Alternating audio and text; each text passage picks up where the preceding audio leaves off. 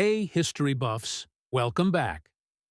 So, we've talked about the political gangs that turned Roman elections into street brawls, but that was just one piece of a much larger, more sinister ecosystem. Think of it as a hidden economy, an underworld that ran on extortion, theft, and murder. If Rome had a black market, these guys were its board of directors, and let me tell you, business was booming. Perhaps the most infamous example was the scheme run by Marcus Licinius Crassus, the wealthiest man in Rome. Crassus ran what was essentially Rome's most notorious private fire brigade. Now, imagine this. Your apartment building, probably a wooden tinderbox in one of the city's crowded slums, goes up in flames. Suddenly, Crassus's brigade rushes to the scene and just stands there, watching. As you panic, Crassus himself, or one of his agents, finds you and makes you an offer. He'll buy your burning property for a fraction of its real value. As the flames climb higher, the price drops lower.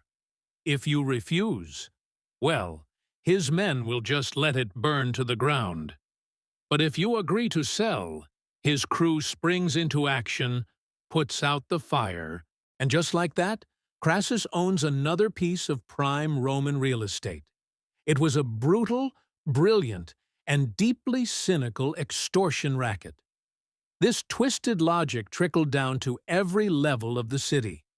If you were a shopkeeper, you might have to pay protection money to local enforcers just to make sure your business wasn't smashed to pieces and your customers weren't harassed.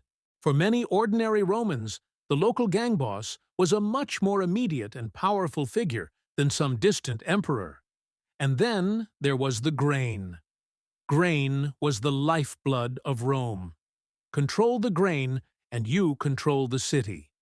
Corrupt officials and wealthy speculators would hoard vast supplies to create artificial shortages, driving up prices.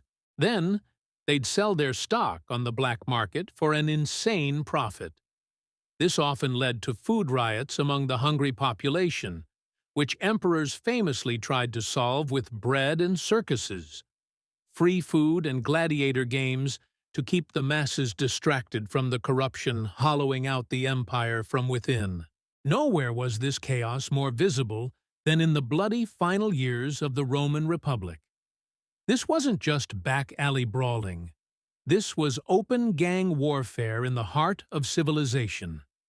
And you can see it clear as day in the rivalry between two men, Publius Clodius Pulcher and Titus Annius Milo. Clodius was a populist rabble-rouser, a rogue aristocrat who gave up his high status to become a tribune of the plebs and command the absolute loyalty of the city as street gangs. He was the mortal enemy of the great orator Cicero and, for a time, an ally of Julius Caesar. His gangs were his personal political tool, and he used them to intimidate, assault, and terrorize his opponents. In the other corner was Milo, a wealthy conservative allied with Caesar's rival, Pompey the Great. Seeing the power Clodius wielded, Milo decided to fight fire with fire. He raised his own private army, recruiting gladiators and hardened mercenaries to counter Clodius's mobs. For years, the streets of Rome were their personal battlefield. Riots constantly disrupted elections, and political debates were often settled not with words, but with clubs and swords. The violence got so bad that in 53 BCE, the annual consular elections couldn't even be held. The city was in a state of near anarchy, ruled not by law, but by the private armies of two rival politicians who behaved more like modern mob bosses. The inevitable climax came in 52 BCE, on the famous Appian Way. By pure chance, Clodius and Milo, each traveling with their armed followers, crossed paths. A scuffle broke out and instantly exploded into a full-scale battle. Clodius was wounded and took refuge in a nearby inn. But on Milo's orders, his men dragged Clodius out and murdered him right there in the street. When news of his death reached Rome, his supporters went berserk. They carried his body into the Senate House itself, the very heart of the Republic, and started a funeral pyre that burned the historic building to the ground.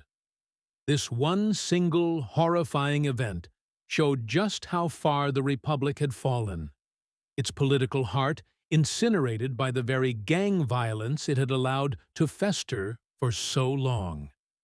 This was a world where power was taken, not given, and where the line between politics and crime had completely disappeared.